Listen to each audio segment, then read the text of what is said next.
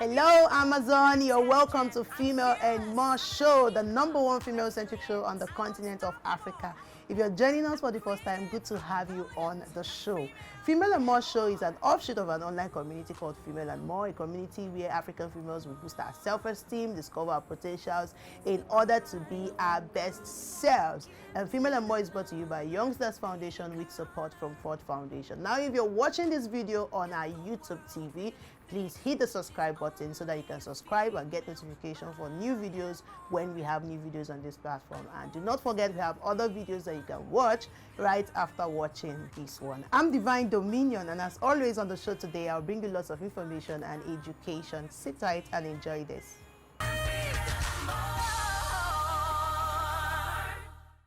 Welcome back. So all around the world, something huge is happening. Yes, so globally, this is the season of the United Nations 16 Days of Activism Against Gender-Based Violence. It started on the 25th of November and it will run till the 10th of December 2021. And the global theme for this year is Orange the World, End Violence Against Women Now. So I say add the girls too. So I would say End Violence Against Women and Girls Now. And to mark this year's 16 Days of Activism Against Gender-Based Violence, we at Female and More, we are having a gender-based violence edition where we're reading stories of African women who have gone through all forms of violence. We're looking at what we can learn from their story, and we're as well learning how we can act to help end violence in all communities across Africa. So if you are yet to get on that edition, you're not on Female and More, this is the point where I need you to get to www.femaleandmore.org and sign up, register for the gender module so that you can participate and learn with other ladies as we are learning. Now, there's no better time to discuss and bring to light the plight of African women and girls who are going through all forms of violence. The statistics are just dumbfounding. Check out what I found on the United Nations Women website. That's the facts and figures on violence. Globally, an estimated 736 million women, that is almost 1 in every 3 women, have been subjected to intimate partner violence or non-partner sexual violence, or even both at least once in their life. That's about 30% of women who are aged 15 or they are older.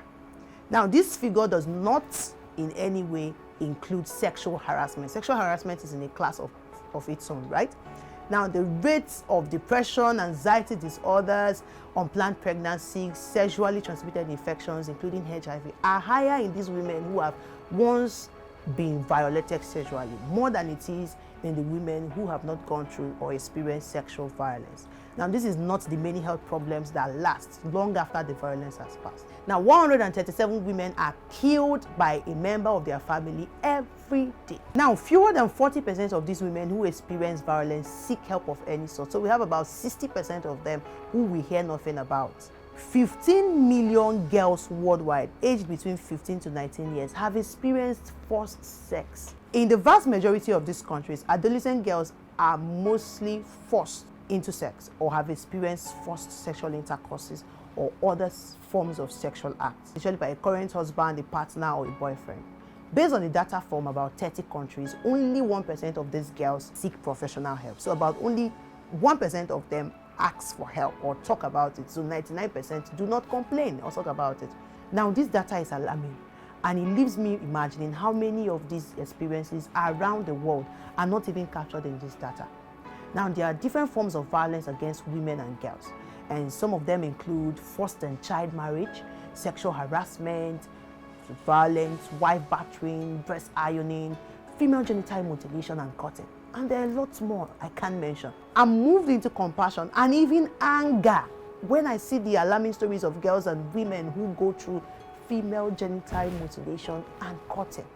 Now, in case you don't know, female genital mutilation and cutting is the same thing as female circumcision, excision, or genital cutting. I like to say sexual organ cutting, whatever you want to call it. Now, this is the partial or total removal of the external female genitals or other injuries around the sexual organ. And this is usually for non-medical reasons.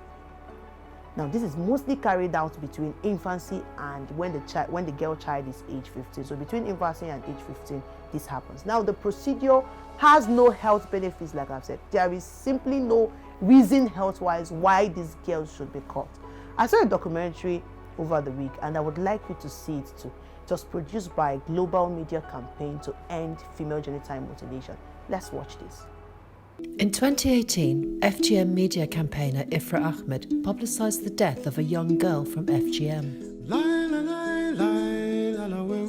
Ifra made the long journey through rural Somalia to meet the family of 10-year-old Deka Nur, who died here. Ifra's intention was to shine a spotlight on what happened. aan la dareemi kara xanuunka ay dareemayaan maanta waxa u maleenayaa hadii ay awoodaan in ayna sameyn waa ka fikir lahayn in ay sameyn balse ay wali aaminsan yihiin in oo yahay wax sax ah ee gudniinka hadii ay gabdho damba dhala doonaan ay gudi doonaan. But it was radio stations which carried the story across Somalia that turned Deka's death into a national event. gabar oo idaacada ka dhageysanay meelahaas oo galgaduud iyo meelaha maqaan ku dhimatay aan maqlayna anaka marka maqlana idaacada fiidkii markii dhig baxday ka dhageysanayna caawodayna kadib aan baawura dalbado waa soo qaadnay iska dim isbitaalka keenay saas ku keenay warku waa isku gudbinayaan isla markii gabadha dhusmareed ku dhimto Soomaaliya waa laga wada maqal arinta waxay noqotay mid la wada maqlay ay noqotay meediyaha qaar hadal ku maqla dadka reer baadiyaha xitaa waxay ku maqlay ku maqlay marka hadda waxa dhacay markii gabadhii la dhaho waxa ku dhig bax baa ku dhacay inay la soo cararaan kayakeenka sheeko dhibkii ana daraaday ana sadad lahay in dhigay lama sakiin lahay yar hiribkay baxi tum isiyad bar dhigay deedahay hinjiraha oo dhan hadda markii ana ilaa hadda tada unaga dhali anaguna tadaweenka ilaa hadda waa igooyay. In the first 2 weeks of October, it was reported that 7 girls died here in this camp from FGM. The youngest was 9 years old. Cutting is happening every day. In COVID-19 is increasing. Circumcisers going and door to door offering and cut girls. The schools are closed because the children are getting time for the injury. When they go back to school, they already cut. Somalia has one of the highest maternal mortality rates in the world. Here on October the 10th, a young woman went into labour. 18 sano cunugu ugu horeeyay ma waa israacayaan labadooda waxa way gabadha markii hore foolaa qabatay wash markay qabatay xogaa waa dhiig baxday markay dhiig baxday dadkan oo gudniin fircoon gudanayna ahayd kadibna iyadii cunugi ba Allah ya raxiim gabadhana iyadaan wahay. In the same camp, just a few days later, another teenager struggled to give birth. gabartii markii la qaado baabuurka saas loo saaray nafta waa badiis ilaa halay foolanaysiin meel soo marmale unuga ariiriye meeshii ahayd. Obstructed labour causes extreme pain and is common amongst women with type 3 FGM. hadda waaye alxamdulillah saas oo kale maalinka oo dugsi ilaho hadda dugsiga kaamka iigu hayo. The Quran teacher's wife suffered an agonising 2-week labour. The baby was stuck inside her, unable to pass through the tiny aperture left by her FGM. fircooni oo daran oo dadka oo da'dayda ahayd oo eberka laga dhigay ahayd unuga la badbaadiyo gabarta la qaado isbitaal la geeyo la qalo unuga laga soo badbaadiyo waa la diiday unuga gabarta markay dhimatay kadib unuga soo unaxsnaa markay damacsnaa naxsadkii waa dhaafay. The question I have, which I also think you have, is why do they abruptly cut these girls? Why the abrupt unhealthy cuttings? So some persons in some cultures say it's to save the girl till she's married, so she doesn't have sexual intercourse, she's not promiscuous, you know. And then some others say it's to control female sexuality, you know. And then some other persons give the reason of family honor, you know, the society just expects us to do this, so let's just do it. The one that pricks my heart is the cultures that believe that this is how to know a woman has come of age. So if you are of age, if a woman comes of age, she has to go through this with cutting before she can be accepted as a full-fledged woman in the community.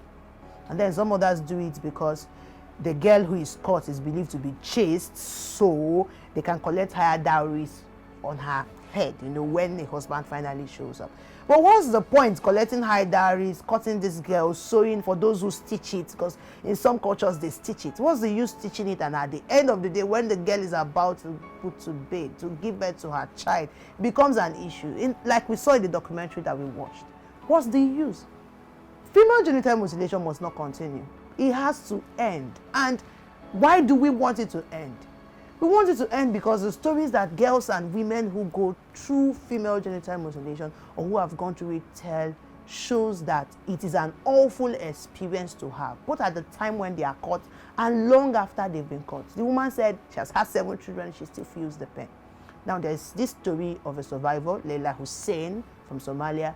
It shows vividly how these girls go through undue pain and then live with the repercussions years after they've been caught. Let's watch her video.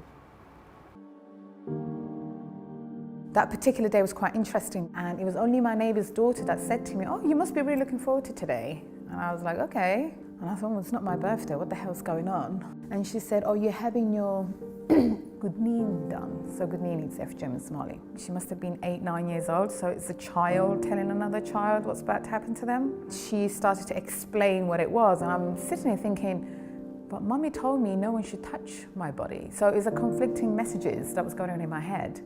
But as she's explaining this, I could hear a scream coming down from the other side of the house, like screaming. It was my sister. It was like an out-of-body experience. Before I could even do or think anything, it was like, get Layla. Get Layla's turn. And I mean, I ran off. Obviously, I'm 7 years old. There's only so much running I can do. So they grabbed me, pinned me on this table. Women who held me down, these were aunties, family members, you know, family, friends. Before I knew it, I was screaming and I could feel my flesh being cut off. But I just remember him saying, you're being naughty, you know, you just behave yourself, you know, it doesn't hurt. And I blacked out from that moment. So I had FGM done, was home for 2 weeks recovering. The weekend after, we were back at the beach. Life was normal again. That's just the way it was. Once you undergo something like this, there's no way back. There's no way back from this. My mother wasn't just cut once, she was cut twice because a neighbour thought not enough flesh was taken away. And for me, when we talk about FGM, there's so much focus on the type and what happened. What we need to focus on is this idea that we can just go and examine children's genitals. What I experienced was actually one of the worst forms of abuse. The doctor that cut me would never be seen as a paedophile because he's checking my genitals under the label of a doctor. People giving me any reasons, they would say, it's their religion, it's their culture. I mean, none of the holy books mention it. It's practiced amongst all religions, but none of the books mention it. However, fundamentally, FGM, it's there to control women and girls' bodies, especially their sexuality. I mean, every 11 seconds, a girl is being cut. So the fact that we're not outraged, it's absolutely crazy to me. The world hasn't tackled FGM because majority affects black children. We can all agree that FGM, that is female genital mutilation, has to stop, and speedily too. Now here are the reasons. First, it is unhealthy and it puts the life of the women who go through it at risk. You can't imagine. Secondly is that it is completely unnecessary. If it has no health benefits like the male circumcision that happens on the 8th day or thereabout, why continue doing it? This is just simply violence against young girls who do not deserve it. I mean, the pain, the post-act trauma, the right to sexual pleasure that has been taken away from them long before they become adults. They don't deserve this. Did I just say they don't deserve this? I mean, we don't deserve this. Yeah, because I'm female too, and it could be my case too, right? Maybe because I was not born in a part of the world where, and I would say, no, we don't deserve this at all. So if you're watching this now and you're wondering, how do I act to see that female genital mutilation stops in my own community or in any community that I know, then I recommend that you log on to www.femaleandmore.org and sign up, register, and participate in the gender-based model that is currently running, the Stop Gender-Based Violence edition that is currently running. We were learning about the different violence against women, reading the stories of women who have told their stories and shared their experiences. You can as well learn from these stories and equally learn how you can act to help end all forms of violence against women and girls alike. If you've been through any of these forms of violence, there's also room for you in this edition for you to find your voice, heal, speak out for other women and girls who are also going through forms of violence in different parts of the world. Now, at least 200 million girls and women alive today have been through one form of female genital mutilation or another. An additional 2 million girls will undergo or may undergo female genital mutilation by 2030 as a result of COVID-19. This is on top of the 68 million cases which was previously by the data, anticipated. See, we must work together to end female genital mutilation. We must work together to end all forms of violence against women across the world. I'll talk to you soon.